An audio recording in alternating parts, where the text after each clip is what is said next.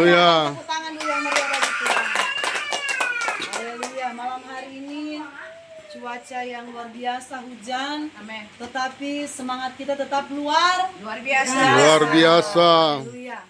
Saudara yang dikasih oleh Tuhan, malam hari ini kita akan melihat firman Tuhan yang terdapat dalam kitab Wahyu pasal yang ketiga. Di situ ada ayatnya yang ke-1 sampai ayatnya yang ke-17. Ayat 14 sampai 17. Wahyu 3 ayat 14 sampai ayat yang ke-17. Judulnya kepada jemaat di Laodikia. Saudara yang dikasih Tuhan, mari semua kita bangkit berdiri. Saya akan baca dan saudara bisa memperhatikan. Dan tuliskanlah kepada malaikat jemaat di Laodikia, inilah firman dari Amin, saksi yang setia dan benar, permulaan dari ciptaan Allah. Ayat 15. Aku tahu segala pekerjaanmu, engkau tidak dingin dan tidak panas. Alangkah baiknya jika engkau dingin atau panas. Jadi karena engkau suam-suam kuku dan tidak dingin atau panas, aku akan memuntahkan engkau dari mulutku. Puji Tuhan, sekian jauh firman Tuhan. Silakan duduk. Saudaraku, tema firman Tuhan malam hari ini yaitu sepenuh hati. Amin. Tema firmannya Amin. sepenuh hati. Saudara yang dikasih oleh Tuhan, seorang murid yang bernama Yohanes, dia ketika berada di Pulau Patmos, di mana dia mengalami yang namanya dia diasingkan di sana, dia disendirikan di sana, saudaraku, karena pemberitaan Injil, dia harus mengalami hal ini, saudaraku. Dia dibuang di satu pulau yang tersendiri, di mana dia harus berada di sana. Tetapi ketika dia ada di sana, Tuhan menunjukkan pewahyuan firman Tuhan yang akan terjadi di akhir zaman. Amin. Amin. Tetapi sebelum peristiwa akhir zaman, Tuhan singkapkan melalui yang bernama Rasul Yohanes, saudaraku. Ada 7 jemaat yang Tuhan peringatkan. Ada ke-7 jemaat yang Tuhan nasihati melalui Rasul Yohanes oleh ilhaman kuasa Roh Kudus. Dan malam hari ini kita akan melihat tentang jemaat yang bernama jemaat di Laodikia. Saudaraku, ternyata jemaat di Laodikia ini adalah jemaat yang bersemangat dalam pekerjaan Tuhan. Ayat yang ke-15 di sini dikatakan, aku tahu segala pekerjaanmu, engkau tidak dingin dan tidak panas. Alangkah baiknya jika engkau dingin atau panas. Jadi karena engkau suam-suam kuku dan engkau tidak dingin atau panas, aku akan memuntahkan engkau dari mulutku. Saudaraku, jemaat di Laodikia, Tuhan tahu apa yang ada di dalam kehidupan jemaat di Laodikia, saudaraku. Pekerjaan mereka, kehidupan mereka, semua yang ada dalam jemaat Laodikia. Ada satu kekurangan yang ada di jemaat Laodikia yang Tuhan inginkan untuk mereka perbaiki. Amin. Amin. Setiap kekurangan itu, saudaraku, harus kita perbaiki, saudaraku. Gereja itu adalah sebuah bengkel. Gereja itu tidak semua yang ada dalam gereja itu semuanya sudah suci semua. Amin. Semua yang beribadah sudah benar. Tetapi lewat gereja, saudaraku, lewat kita mendengarkan firman Tuhan, hidup kita mau diubahkan Tuhan. Amin. Hidup kita ini mau berubah di dalam Tuhan. Hidup kita ini mau dipulihkan oleh Tuhan. Dan jemaat di Laodikia, mereka mendapatkan satu pesan khusus dari Tuhan melalui Yohanes, Rasul Yohanes atau murid Yohanes, di mana Tuhan berkata, aku tahu pekerjaanmu, engkau tidak dingin, engkau tidak panas.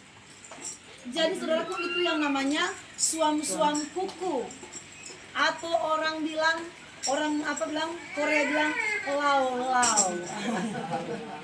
Lau lau. Jadi kalau Ibu Marlina lain, karena dari apa Tionghoa, jadi Ibu tahu itu lau lau, saudaraku. Sebab itu jemaat di Laodikia, karena ada dia punya suam-suam kuku, atau yang namanya tidak dingin, tidak panas. Tetapi ternyata saudaraku, yang namanya lau-lau ini atau tidak dingin, tidak panas, ternyata Tuhan tidak suka. Amin. Amin. Ternyata Tuhan senang, saudaraku, kita harus benar-benar panas di dalam mengiring Tuhan. Amin. Amin. Tidak boleh dingin, tidak boleh lau-lau, saudaraku. Tetapi harus benar-benar panas, artinya harus benar hot. Hot itu apa, saudaraku? Panas. Berarti menyala, saudaraku. Berarti, saudaraku, berapi-api. Saudaraku, sekarang lagi tren itu, kalau orang pasang baliho kan lagi mau pemilihan. Orang tulis, saudaraku, menyala kawan. Di mana-mana, saudaraku, orang bilang menyala, saudaraku. Api, Menyala, saudaraku, abangku. panas, saudaraku. Jadi Tuhan mau orang Kristen, kesetiaan kita harus panas, saudaraku. Kasih kita kepada Tuhan harus segenap hati. Amin. Kalau sudah segenap hati, kalau sudah yang namanya sepenuh hati, berarti itu sudah panas. Tetapi kalau belum sepenuh hati, belum segenap hati, berarti namanya masih lau. Berarti masih suam-suam. Saudaraku, di sini Tuhan bilang lewat firman Tuhan ayat 16. Jadi karena engkau suam kuku dan tidak dingin atau panas, aku akan memuntahkan engkau dari mulutku. Saudaraku, ternyata sangat fatal kalau orang Kristen sudah lama mengikut Tuhan, tidak ada perubahan. Amin. Ternyata sangat fatal kalau orang Kristen sudah lama percaya Tuhan, tapi rohaninya masih dingin-dingin, saudaraku, seperti malam hari ini. Dingin, saudaraku. Orang Kristen yang sudah lama percaya Tuhan, sudah lama dengar firman Tuhan, tapi tidak mau bangkit dari, saudaraku, yang namanya lau-lau atau sedang-sedang, atau yang namanya, saudaraku, setengah hati. Tuhan mau, saudaraku, kita ada perubahan. Amin. Tuhan mau kita ada kemajuan rohani. Sebab itu kita harus tinggalkan yang namanya lau-lau, saudaraku. Kita harus tinggalkan yang namanya suam-suam kuku. Kita harus berubah, saudaraku. Kita harus bangkit, saudaraku. Kita harus bangkit dari tidur-tidur rohani, saudaraku. Kita harus maju di hari-hari ini. Maju dalam kesetiaan kita dengan Tuhan. Amin. Amin. Maju dalam rela berkorbannya kita dengan Tuhan. Amin. Maju dalam kasih kita dengan Tuhan. Harus sepenuh hati, harus segenap hati, saudaraku. Tuhan bilang, jadi karena engkau tidak dingin atau panas, aku akan memuntahkan. Saudaraku, kata memuntahkan berarti Tuhan akan menolak. Tuhan tolak, saudaraku. Tuhan tidak terima, saudaraku. Jadi orang-orang yang suam-suam kuku, yang hadir ndak, yang kesetiaannya, saudaraku, naik turun, tidak ada kestabilan, saudaraku. Satu saat Tuhan akan tolak. Tuhan akan muntahkan. Saudaraku, sesuatu yang sudah dimuntahkan, saya katakan, tidak mungkin sesuatu yang sudah kita muntahkan dari mulut itu akan diambil kembali. Amin. Amin. Jadi, saudaraku, kalau Tuhan sudah muntahkan, berarti tidak ada kesempatan kedua, saudaraku. Tidak mungkin akan diambil lagi dan masuk lagi ke dalam mulut, saudaraku. Apalagi ditelan, saudaraku. Walaupun makanan itu makanan yang terlesat. Amin. Namanya sudah keluar dari mulut kita, tidak akan diambil kembali. Jadi, saudara, ini harus menjadi satu pengeringatan keras bagi kita, saudaraku, jemaat di Daniel. Saudaraku, di hari-hari ini, apalagi ini akhir zaman. Kitab Wahyu itu kitab yang mencatat tentang akhir zaman. Bagaimana, saudaraku, hari-hari ke depan akan semakin sukar, saudaraku. Hari-hari ke depan akan semakin sulit. Akan ada begitu banyak pencobaan, kesusahan, pergumulan demi pergumulan yang harus kita lewati. Sebab itu bagaimana di hari-hari ini kita membangun iman kita dengan Tuhan. harus sepenuh hati. Kita membangun kesetiaan kita dengan Tuhan harus full, harus panas. Sehingga ada firman yang berkata, biarlah rohmu menyala-nyala dan layanilah Tuhan. Layani Tuhan berarti kita menjadi hamba yang siap untuk disuruh-suruh, saudaraku. Hamba itu siap untuk disuruh-suruh. Kalau orang punya hamba, orang punya orang kerja, orang bilang apa? Asisten rumah tangga. Sekarang bahasa keren, saudaraku. Kalau mau dengar enak sekali, asisten rumah tangga. Tetapi pekerjaannya apa, saudaraku? Disuruh-suruh, cuci baju, cuci piring, saudaraku, apa? Ngepel, saudaraku. Kalau seandainya yang tuan rumahnya itu ada anak bayi, dikasih cebok adik, cebok anak, saudaraku. Memang namanya keren, asisten rumah tangga. Tetapi pekerjaannya pekerjaan hamba. Saudaraku, tidak beda jauh dengan kita. Kita ini adalah hamba. Kalau kita mau menyala-nyala dalam Tuhan, kita mau panas di dalam Tuhan, kita tidak suam-suam kuku, kita harus rela menjadi hamba, saudaraku, yang siap untuk melayani, saudaraku, yang siap untuk disuruh-suruh, yang siap untuk berkorban, saudaraku, yang siap untuk memberi diri, saudaraku, untuk pekerjaan Tuhan. Saudaraku, Tuhan bilang di sini, jadi karena engkau suam-suam kuku, tidak dingin atau panas, aku akan memuntahkan engkau dari mulutku. Saudaraku, penting sekali kita harus panas di hari-hari ini. Amin. Amin. Apalagi saudaraku dingin. Sedangkan lao-lao, orang bilang di setengah-setengah. Sedangkan yang ada di pertengahan itu Tuhan kasih keluar. Tuhan tolak, saudaraku. Apalagi yang memang dingin. Amin. Apalagi yang memang pamalas ibadah, saudaraku. Amin. Apalagi saudaraku yang memang tidak mau mencari Tuhan. Kata dingin, saudaraku. Apatah lagi yang memang tidak mau setia dengan Tuhan, tidak mau mengasihi Tuhan, tidak mau berkorban dengan Tuhan, tidak mau bayar harga dengan Tuhan. Apatah lagi seperti itu. Mungkin saudaraku tampias. Tetapi orang yang setengah-setengah Tuhan bilang Tuhan akan keluarkan, muntahkan. Tuhan tidak terima, Tuhan tolak. Sebab itu saudaraku, dalam kitab Injil berkata, dalam kitab Matius di sana juga berkata, "Enyala engkau dari hadapanku, pembuat kejahatan. Aku tidak mengenal engkau."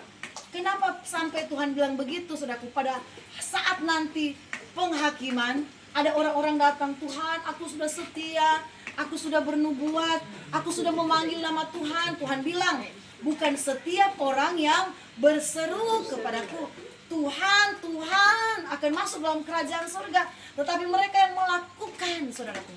Jadi di hari-hari ini tugas kita ialah mempraktekkan firman Tuhan. Melakukan firman Tuhan. Puji Tuhan, walaupun tim doa itu belum banyak, saudaraku, tetapi kami rindu kalau boleh dari yang sedikit ini, kalau boleh semua jemaat bergerak menjadi tim doa, saudaraku. Amin. Bergerak menjadi tim doa. Saudaraku, khotbah dari Bapak Gembala tentang di Taman Getsemani, di situ bagaimana Tuhan bilang pentingnya berdoa. Karena kalau kita berdoa, saudaraku, Tuhan berkata, tidak sanggupkah kamu berjaga-jaga dengan aku 1 jam saja? Karena kalau kita mampu berjaga-jaga di dalam doa, Tuhan akan menyelamatkan kita dari pencobaan. Saudaraku, orang yang dapat bertahan kuat di hari-hari ini ialah orang yang kuat di dalam doa. Orang yang kuat dalam Tuhan, dia akan mampu bertahan. Ketika ada badai, dia kuat.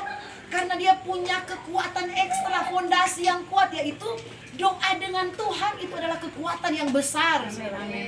Jadi mari kalau boleh semua kita yang ada pada saat ini, kita punya kesukaan untuk menjadi tim doa. Amin. Menjadi pendoa syafaat, saudaraku. Amin. Tuhan suruh di hari-hari ini kita harus banyak berdoa. Sekarang sudah akhir zaman, saudaraku. Ke depan kita akan melihat, susah sekali ini. Ke depan ada sesuatu yang ini, ada hal-hal yang menggembarkan. Bukan hanya bencana alam, bukan hanya gempa bumi, banjir bandang, tetapi kesulitan ekonomi, kesusahan pekerjaan. Ada begitu banyak komplikasi kesusahan yang akan terjadi, saudaraku, di akhir zaman. Dan kita tidak akan kuat kalau orang ini pemalas berdoa. Setiap hari kita harus selalu berdoa, tidak putus-putusnya berdoa. Dalam kitab Tesalonika dikatakan tetaplah berdoa. Tetap, saudaraku.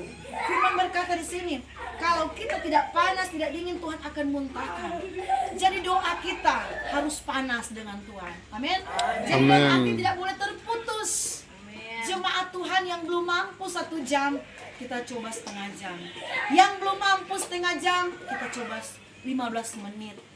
Yang belum mampu 15 menit, coba 10 menit. Turun, saudaraku. Yang belum mampu 10 menit, 5 menit. Jadi saudaraku, kita maksudnya ketika kita berdoa, kita angkat pujian dulu, nyanyi 2-3 lagu, kita masuk dalam penyembahan. Terima kasih Tuhan, kita menyembah dengan Tuhan. Haleluya, kita menyembah dengan Tuhan. Kita latih diri kita, saudaraku. Kita berdoa juga itu perlu dilatih, saudaraku. Karena kalau tidak latih dari yang kecil, kita nggak bisa di jam-jam yang banyak, yang lama. Jadi segala sesuatu kita harus mulai, saudaraku. Beribadah itu harus dilatih sampai kita jadi panas. Amin. Ibadah minggu kita latihan, kita hadir ibadah, ibadah komsel, ibadah ini latih beribadah sampai kita beribadah menjadi panas. Kalau sampai namanya tidak ada apa lagi. Doa juga seperti itu. Berkorban juga seperti itu. Latih dari hal yang kecil. Kalau saudara punya berkat kecil, belajar beri dari kecil. Tuhan berikan berkat sedang, tambah lagi berkat sedang. Tuhan beri besar, sampai besar. Jadi latih dari hal-hal yang kecil sampai dikatakan kita menjadi full, maksimal. Amin. Menjadi full sesuai dengan standar kepenuhan Kristus, saudaraku, dalam kitab Efesus. Sampai kita mencapai yang namanya kedewasaan penuh. Saudaraku, ayat yang selanjutnya dikatakan tidak lama lagi firman Tuhan. Ayat 17. Karena engkau berkata, aku kaya dan aku telah memperkayakan diriku, aku tidak kekurangan apa-apa. Dan karena engkau tidak tahu bahwa engkau melarat, malang, miskin, buta, dan telanjang.